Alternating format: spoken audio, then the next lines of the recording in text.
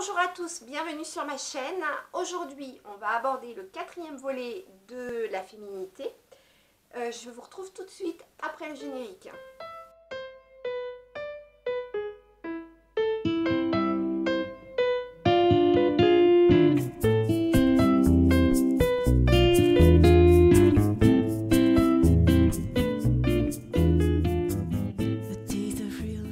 Alors, comme je l'ai dit dans l'introduction, aujourd'hui, on va faire le quatrième volet de la féminité. Donc, pour celles et ceux qui tomberaient par hasard sur cette revue et qui se demanderaient de quoi il s'agit, en fait, ou de ce dont il s'agit, c'est plus français, et bien, en fait, je vous mets tac par ici la dernière revue sur la féminité. Alors, il y a quelques mois de ça, j'ai voulu commencer donc toute une série de revues sur la féminité, puisque toute femme est confrontée à ce que moi j'appelle la traversée du désert. Donc on est confronté à des choses qui nous arrivent dans la vie de femme, mais ça peut aussi arriver très bien chez les hommes, je suppose. Et puis eh bien, on perd de sa féminité. Et dans ces revues, eh bien moi j'explique mon propre parcours, donc la perte de cette féminité et comment j'ai réussi à rebondir après cette fameuse traversée du désert. Et donc comme c'est ma propre expérience et que j'avais pas forcément d'exemple ou en face de moi, il a fallu que je me débrouille un petit peu seule, donc j'ai pris forcément pas un chemin droit, j'ai pris des chemins à gauche et à droite qui m'ont fait finalement redescendre parce que j'ai sauté des étapes qui à mon sens étaient utiles. Donc en fait dans ces revues j'explique tout simplement mon parcours et donc le parcours de certaines d'entre vous qui se reconnaissent dedans. Et que finalement pour monter ce mont que j'ai appelé le mont Rushmore, eh bien il y a un chemin à faire, il y a un parcours à faire et que voilà, il est préférable de le faire dans le bon sens pour éviter de monter et de descendre et peut-être de se perdre et de au final laisser tomber et laisser les choses en l'état. Donc j'ai abordé dans les trois autres revues, donc la première qui était une façon imagée de voir les choses, donc la traversée du désert et la montée de ce mont Rushmore pour retrouver sa féminité. La seconde où je préconisais de faire appel aux professionnels de santé dès l'instant où on avait le déclic pour retrouver cette féminité. Et puis le troisième volet donc partait de mon expérience personnelle, donc la perte de poids avec donc toute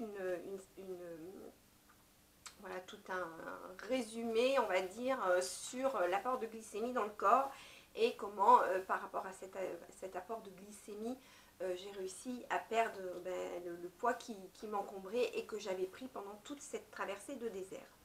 Donc aujourd'hui on va pas parler, enfin ça va pas être vraiment à proprement parler de la féminité, mais il me semble, ce dont je vais aborder aujourd'hui, il me semble que c'est ce qui est important pour pouvoir justement s'en sortir au mieux.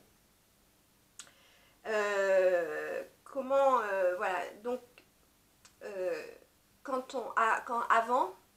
avant cette traversée du désert, voilà, j'étais bien dans ma vie, j'étais bien dans ma peau, j'étais je pense, comme ce que vous me voyez là. Pour celles et ceux qui se demanderaient comment j'étais avant, il y a une revue sur le sport et la perte de poids où justement il y a des petites images que j'ai intégrées à l'intérieur pour montrer comment j'étais avant. Donc on peut toujours la retrouver, allez, je vous la mettrai là si vous avez envie donc de savoir comment j'étais, pas avant, mais comment j'étais aux sorties de cette traversée du désert. Donc avant, j'étais à peu près comme vous me voyez aujourd'hui. J'avais donc un mari, des enfants, une maison. J'ai toujours la même chose, j'ai toujours un mari, j'ai toujours des enfants, j'ai toujours une maison. Et puis ma vie voilà, se déroulait plutôt bien. J'avais ce qu'on appelle voilà, une routine journalière, lever, douche, voilà, accompagner les enfants à l'école, le travail, voilà, voilà, une vie sans encombre, on va dire. Bien sûr avec de la fantaisie, parce que moi une vie un peu père et mère, c'était pas, enfin c'est toujours pas mon truc. J'aime bien quand ça bouge, j'aime bien aller au devant des gens, voilà, j'aime bien, voilà, il faut que ça bouge. Mais néanmoins, pour tenir une maison, pour éduquer des enfants, pour avoir une vie avec un compagnon, il est clair qu'il faut que tout soit lisse et tout soit bien rodé, parce que bon, si on s'éparpille, eh bien, voilà, il y a des choses qui vont être faites et puis d'autres qui vont être mises à l'abandon, et puis il faut donc un juste milieu, je pense, entre les deux.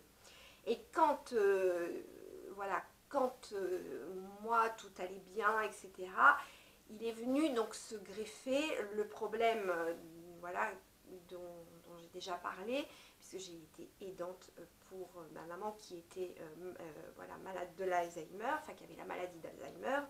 Oh, et en fait, voilà, c'est quelque chose qui est venu se greffer à ma vie. Donc il a fallu que je gère un autre couple comme des enfants, comme deux enfants. Et ça n'a pas été facile, parce qu'en fait il a fallu que je laisse des choses de côté.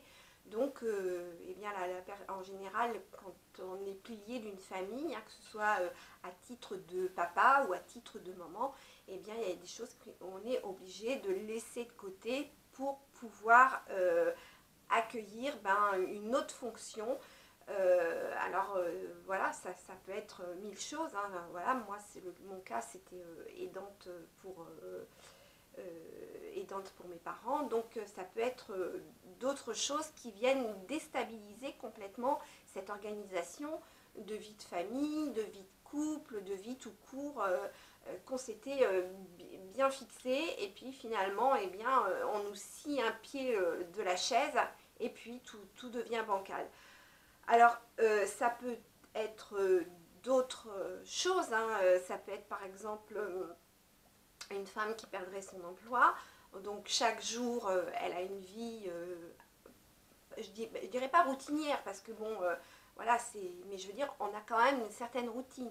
Donc la femme qui a un emploi, elle se lève, elle s'occupe d'elle, elle s'occupe de sa maison, elle s'occupe de ses enfants, puis après elle va au travail. Et du jour au lendemain, je dirais, enfin du jour au lendemain peut-être pas, mais au bout d'un mois voilà, de licenciement, du mois de préavis, elle se retrouve sans emploi.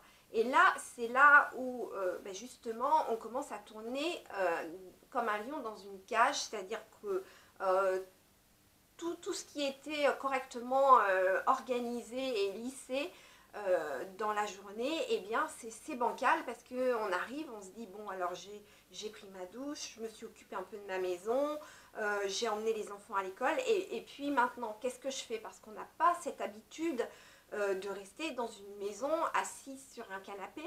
Mais on est tellement mal dans sa tête, parce que bon, il faut retrouver du travail, il y a mille choses aussi qui viennent comment on va faire pour boucler les fins de mois. Il y a plein de choses qui viennent s'accumuler et qui sont déroutants.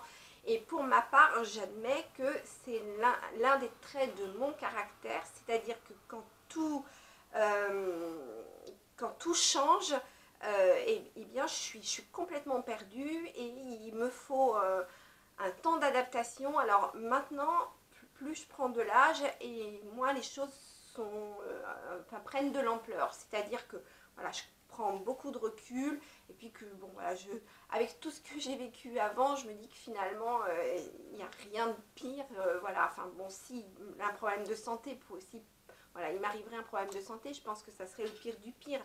Mais je veux dire, voilà, des petites choses qui viennent comme ça polluer une organisation.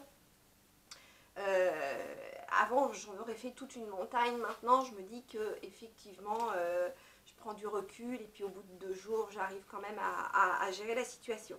Donc l'exemple de la femme qui perdrait son travail, mais il y a aussi l'exemple de parents dont les enfants quittent le nid. Et ça, c'est un peu compliqué parce qu'en tant que femme, en tant que maman, finalement, on se dit, ben mince, j'ai été utile pendant des années pour 1, 2 ou 3 enfants. Et là, je me retrouve, voilà, il n'y a plus les mêmes bruits dans la maison, il n'y a plus la même utilité, on se retrouve avec son compagnon, il faut regérer, il faut retravailler, comment dire, sur une situation différente. On est plus 5, on est plus 4, on est plus 3, mais maintenant on est 2. Et la personne qui est en face de vous, c'est la personne qui va vous suivre jusqu'à la fin de vos jours. Donc il faut au mieux donc gérer cette situation, d'autant plus que nous, quand on est femme, on a donc on est femme, on est épouse, on est maman. Donc il y a des femmes qui deviennent à 100% maman, qui oublient d'être épouse et qui oublient d'être femme. Et il y a des mamans, enfin il y a des femmes, qui sont légèrement mamans et qui oublient, voilà, enfin, bon, il y a plein de choses. Donc il faut vraiment avoir un juste milieu entre les trois, oh là là, entre être une femme, une épouse et une maman. Alors je dirais qu'une maman, on l'est pour la vie, mais avec plus ou moins de l'importance. Quand on est maman de jeunes enfants, effectivement, on a une grande importance, on est le pilier, tout comme le papa, mais voilà, on est un pilier, et puis plus les enfants grandissent, et moins on est, voilà, maman couvante, etc. Donc au moment où les enfants grandissent, c'est là qu'il faut essayer de replacer sa vie sur sa vie d'épouse et en même temps sur sa vie de femme. Alors c'est pas toujours évident à manier toutes ces différences, mais je pense qu'il faut réellement se poser la question. Et puis après, c'est aussi un trait de caractère. Il y a des femmes qui sont plus mamans, puis d'autres qui seront plus femmes, et puis d'autres qui seront plus épouses. Voilà. Mais bon, néanmoins, il ne faut pas s'abandonner plus entre être maman ou plus être une épouse. Il faut rester une femme et avec les deux cordons, être maman et épouse, compagne, enfin peu importe. Donc pour resituer mon exemple, donc quand les enfants quittent le nid, c'est vrai qu'on est complètement déstabilisé, surtout si on a privilégié ce rôle de maman à 100%. Il faut redevenir la compagne, il faut redevenir l'épouse et puis il faut redevenir la femme. Donc ça, c'est un autre exemple de perte de féminité. Il y en a certainement d'autres. J'en avais un autre à l'esprit que j'avais trouvé, mais ça ne me vient pas. Alors j'avais le chômage, j'avais les enfants qui s'en vont du nid. Ah oui, et j'avais aussi les séparations de couple. Donc pendant des années, on a vécu avec le même homme, avec le même compagnon, et du jour au lendemain, il y a une séparation dans le couple. Et là, il faut vraiment réapprendre tous les codes finalement de la féminité, de plaire. Hein. Et puis oh, c'est pas... À chaque fois que je fais des vidéos, elle pleure, je sais pas pourquoi, elle doit pas apprécier. Tu fais le silence. Donc oui, il faut retrouver tous ces codes de la féminité pour pouvoir plaire et puis reconstruire une autre vie avec un autre compagnon, rencontrer d'autres gens et tout. Alors c'est pas toujours évident. Donc pour ma catégorie donc de femmes qui ont été obligées donc d'avoir à s'occuper de parents âgés, eh bien moi je me suis... Voilà, il a fallu que j'accepte au sein de la famille 2 autres personnes, et il a fallu que je gère donc une deuxième maison, d'autres papiers, d'autres sorties, de médecins, de ceci, de cela. Voilà, il a fallu que j'intègre ça. Donc dans cette intégration, il y a des choses qui sont obligées de rester de côté. Donc j'ai laissé de côté effectivement ma féminité, j'ai laissé de côté mon sport, j'ai laissé de côté tout ce que j'aimais faire, quoi. La lecture, m'occuper de maison, m'occuper de mes cheveux, enfin m'occuper d'un tas de choses. Voilà, on est obligé de s'oublier à un moment, et puis bah, c'est là où j'ai commencé à perdre pied. Donc pendant des années, où j'ai commencé cette traversée du désert, pendant des années, dans ce désert, j'ai complètement abandonné certaines choses. Il y a même des choses tellement basiques, par exemple le repassage. Alors bon, il y a aussi le fait que je sois un tantinet maniaque dans mon linge, j'aime bien que ce soit plié, mais vous voyez, j'ai laissé de côté le repassage de certaines pièces parce que ça me prenait trop de temps et que ce temps, je pouvais le consacrer à d'autres personnes. J'ai laissé mon sport de côté, eh bien, tout simplement parce que ça me prenait aussi du temps et qu'il fallait que je l'intègre pour d'autres personnes. Et donc j'ai perdu pied, et il y avait des jours où je tournais en rond et que finalement je perdais le fil de ma journée. Et pour quelqu'un qui est hyper organisé comme je le suis, c'était compliqué, quoi. Si à l'heure, voilà, si c'était pas l'heure, j'étais vraiment complètement bloquée.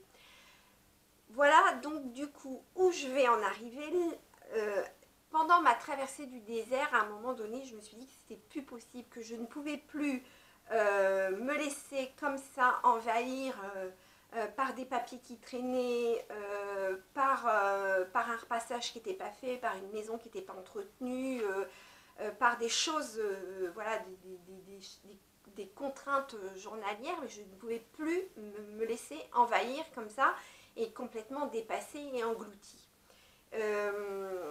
Donc, j'ai cherché à un moment sur internet des solutions et je suis tombée sur une méthode qui s'appelle, enfin c'est une méthode américaine. De toute façon, les Américains sont assez forts voilà, pour ce genre de choses. Je suis tombée sur une méthode qui s'appelle la méthode Fly Lady. Alors je ne vais pas vous faire un topo sur cette méthode. Si ça vous intéresse, vous pouvez toujours taper sur internet ce qu'est la méthode Fly Lady. Et si vous êtes intéressé, je peux aussi vous en faire une revue parce que c'est une méthode qui m'a été énormément utile. C'est une méthode dont je me sers toujours, hein, et c'est une méthode qui vraiment me permet d'avancer dans mes journées. Mais quand j'ai découvert cette méthode, moi je me suis vraiment lancée à corps perdu dedans. Elle est assez contraignante au départ parce qu'il y a plein de codes, mais c'est pas là où je veux vous mener en fait dans ce quatrième volume de la féminité. Là où je veux vous emmener, c'est-à-dire que dans cette méthode, il y a une chose qui m'a sauvée, je dirais, c'est des listes, mais des listes routinières.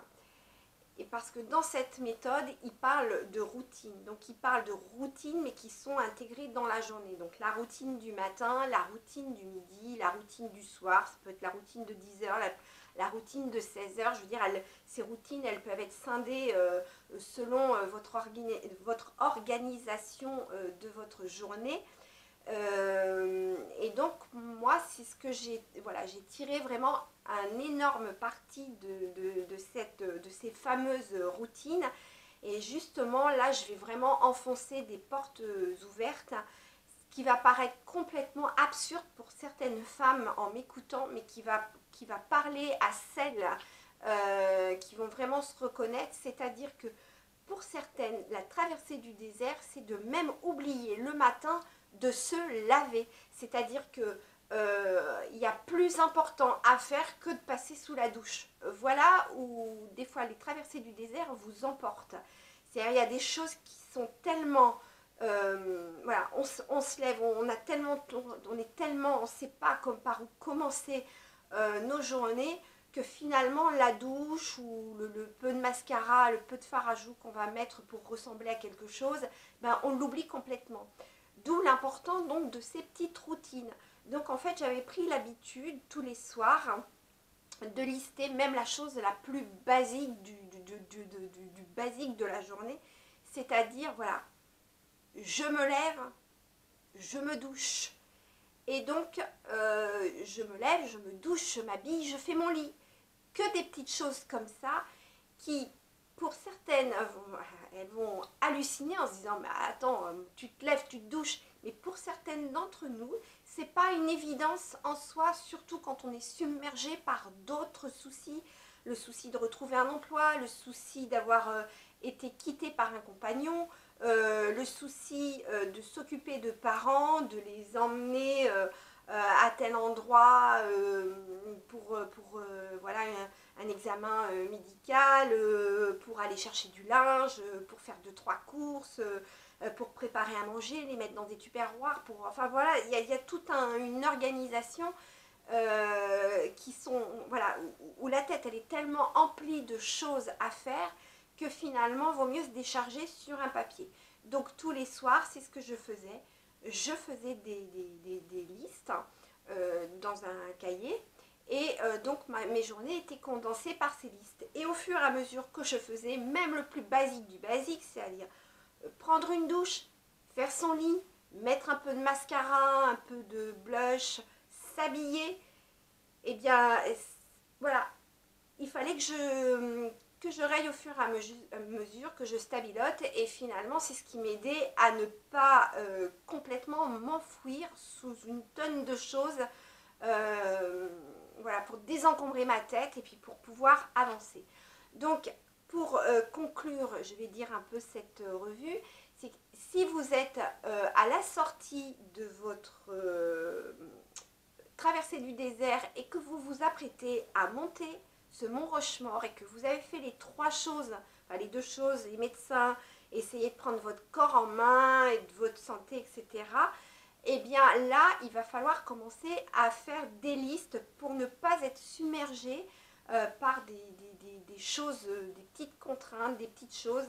C'est-à-dire qu'une femme qui a perdu son emploi, elle va se lever, alors d'autant plus si elle est seule, hein, je veux dire, si elle n'a pas d'enfant et pas de compagnon, elle va se lever et puis elle va tourner dans sa maison l'air hagard et tout. Alors que si elle a déjà la veille listé ce qu'elle devait faire, c'est-à-dire se laver, s'habiller, se maquiller, se coiffer, se chausser, même des trucs aussi basiques, de faire son lit, voilà, d'aller chercher du pain à pied ou d'aller à la poste, de se donner des petites impulsions comme ça dans la journée pour pouvoir sortir, avoir un contact visuel avec des gens, même dire bonjour à quelqu'un dans la rue, voilà, des petites choses comme ça qui vont peut-être adoucir la journée de quelqu'un qui vient de perdre son travail, mais qui vont aussi donner des points de repère toute la journée pour eh bien, continuer quand même à vivre le plus normalement possible.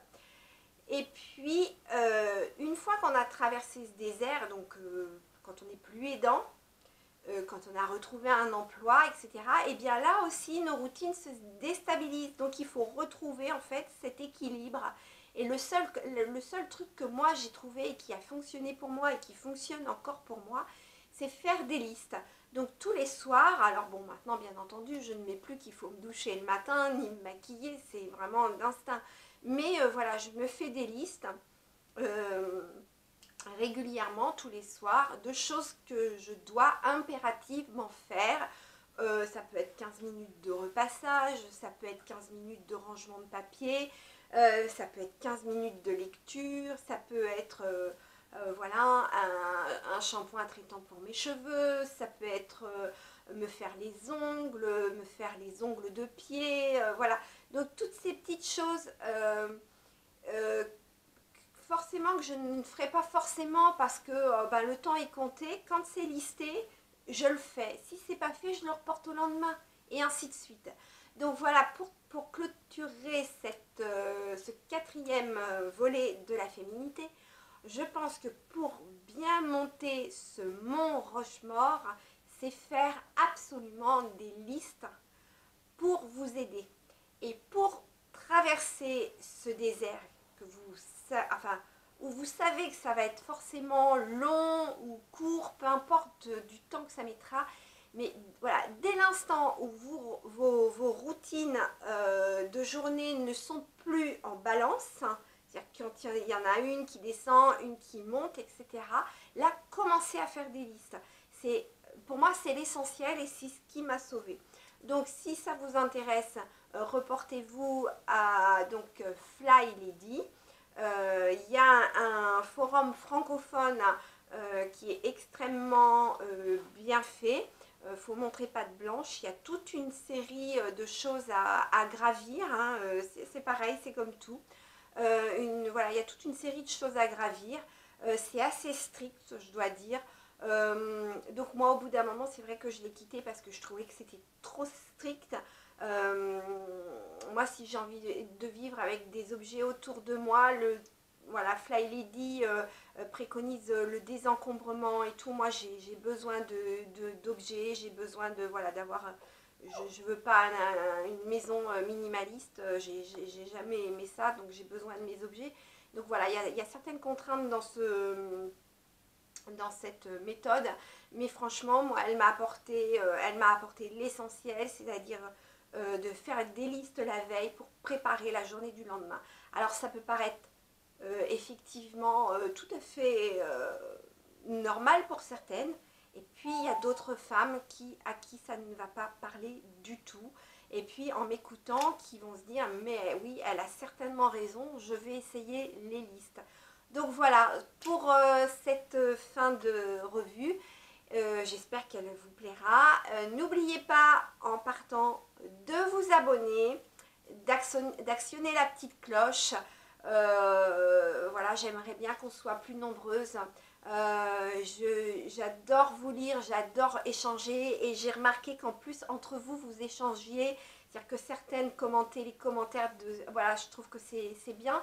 Je trouve ça formidable parce que c'est le but d'une chaîne YouTube. C'est de faire un échange, de créer une communauté dont je fais partie. Mais voilà, donc de discuter, d'échanger. Même, vous voyez, quand il y a les commentaires, vous pouvez aussi cliquer sur les petits visages. Des fois, vous tombez sur des youtubeuses qui me laissent des commentaires. Donc, vous pouvez aller voir leur chaîne, voir ce qu'elles proposent et tout. Et c'est assez sympathique. Voilà, en attendant, eh bien, portez-vous bien. Donc, n'hésitez pas à vous abonner si le contenu de ma chaîne vous convient. En attendant, je vous dis à très bientôt. Pour le 5e volet de ma féminité, on va attaquer l'aspect corporel. Donc, voilà, on va parler des pieds, on va parler des bras, on va parler du corps, on va parler du visage. Donc, on va faire tout un volet. Et puis, bien entendu, je parlerai aussi des tenues vestimentaires, etc., etc. Donc, je vous embrasse tous et toutes. Et je vous dis à très bientôt pour une prochaine revue. Au revoir.